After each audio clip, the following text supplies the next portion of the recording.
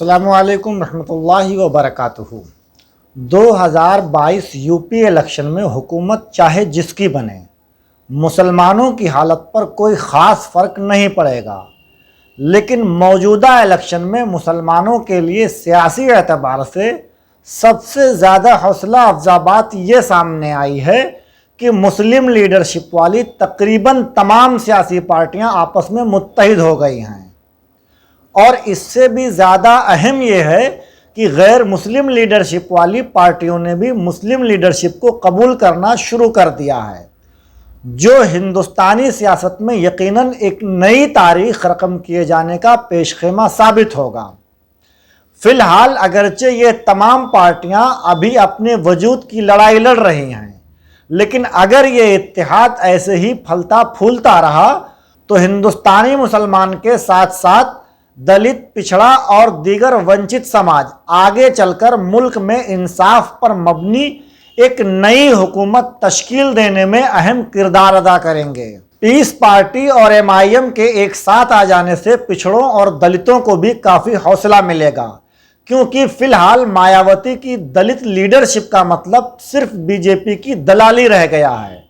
جبکہ OBC leadership صرف ایک برادری کی آواز بن کر رہ گئی ہے۔ 20 فروری کو اویسی صاحب نے خلیل آباد میں جلسے کو خطاب کرتے ہوئے ملت اسلامیہ ہند کو ایک نئی سیاسی سمت دینے کا اہم کام کیا ہے۔ انہوں نے عوام کو یقین دلایا کہ اب یہ اتحاد آنے والے الیکشن میں بھی قائم رکھا جائے گا۔ اویسی اور ڈاکٹر ایوب صاحب کے اتحاد کو اس لیے بھی اہمیت دی جا رہی ہے کیونکہ خلیل آباد کے جلسے میں ڈاکٹر ایوب صاحب کی جانب سے اویسی صاحب نے معافی مانگ کر یہ ثابت کر دیا ہے کہ وہ مسلم قیادت کو لے کر سنجیدہ ہیں، ورنہ اویسی صاحب کو ڈاکٹر ایوب صاحب کی جانب سے معذرت کی کوئی ضرورت نہیں تھی۔ حالانکہ ڈاکٹر ایوب صاحب نے ایسی کوئی غلطی نہیں کی ہے جس کی معافی اویسی صاحب یا ڈاکٹر ایوب مانگیں، مگر پھر بھی انہوں نے ایسا کر کے اپنی صاف نیت کا مظاہرہ کیا ہے۔ جہاں تک میں ڈاکٹر ایوب صاحب کو جانتا ہوں، وہ نہایت شریف اور سیاست میں رہتے ہوئے بھی ایماندار شخصیت کے مالک ہیں۔ ابھی تک جتنے لوگوں نے بھی ان کے ساتھ سیاسی اتحاد کیا ہے، اس میں نقصان صرف ڈاکٹر ایوب صاحب کا ہی ہوا ہے،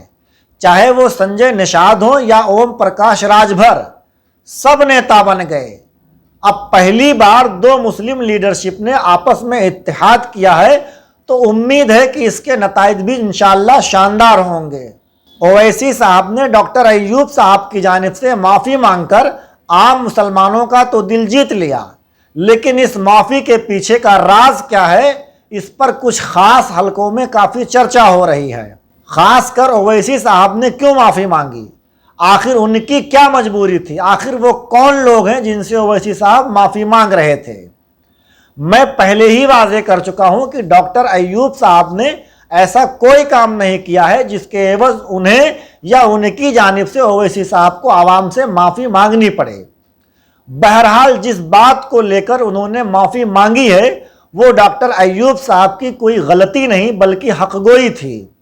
جس کے لیے شرمندہ اویسی یا ڈاکٹر ایوب کو نہیں بلکہ ملت کے ان سوداگروں کو ہونا چاہیے تھا جن کی وجہ سے پوری ملت اسلامیہ ہند کو سیاسی اچھوت بنا کر رکھ دیا گیا ہے۔ حالت یہ ہو گئی ہے کہ ہمارے حق کی بات تو دور، ہمارے نام سے بھی اس ملک میں نفرت کی جا رہی ہے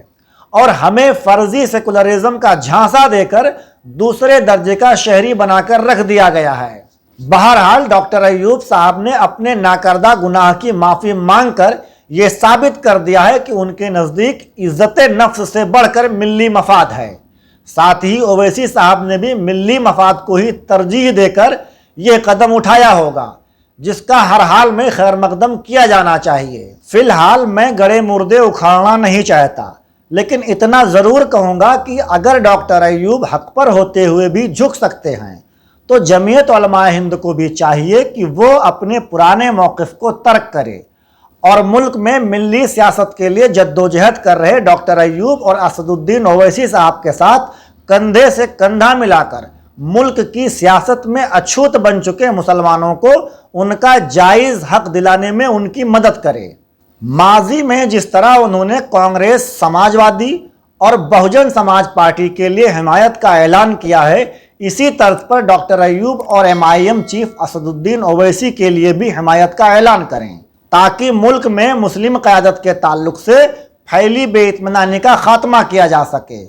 اور جمعیت علماء ہند کے دامن پر لگے غیروں کی تابعداری کا داغ بھی دھویا جا سکے۔ اور اگر اس کے بعد بھی مولانا ارشد مدنی اور محمود مدنی ملی قیادت کے تعلق سے اپنے پرانے موقف پر قائم ہیں تو یہ کہا جا سکتا ہے کہ جمعیت علماء ہند کے دونوں گروپ اپنے ذاتی مفاد کی خاطر ہندوستانی مسلمانوں کو سیاسی غلام بنا کر رکھنا چاہتے ہیں۔ وہ نہیں چاہتے کہ ملک میں مسلمان باعزت شہری بن کر زندگی بسر کریں۔ جمعیت علماء ہند مسلمانوں کے سیاسی یتیمی کو ہی اپنے ذاتی مقاصد کے لیے استعمال کرنا چاہتی ہے۔ اس لیے جمعیت علماء ہند کو اپنے پرانے موقف پر دوبارہ سے غور کرنا چاہیے، تاکہ ملک میں مسلم سیاست کو ایک مثبت اور نئی سمت دی جا سکے۔ آج کی ویڈیو میں بس اتنا ہی۔ اگر ابھی تک آپ نے ہمارا چینل سبسکرائب نہیں کیا تو فوراً کر لیجئے اور فیس بک پیج کو بھی لائک کر کے ہماری اس سیاسی بیداری مہم کا حصہ بنیں۔ شکریہ۔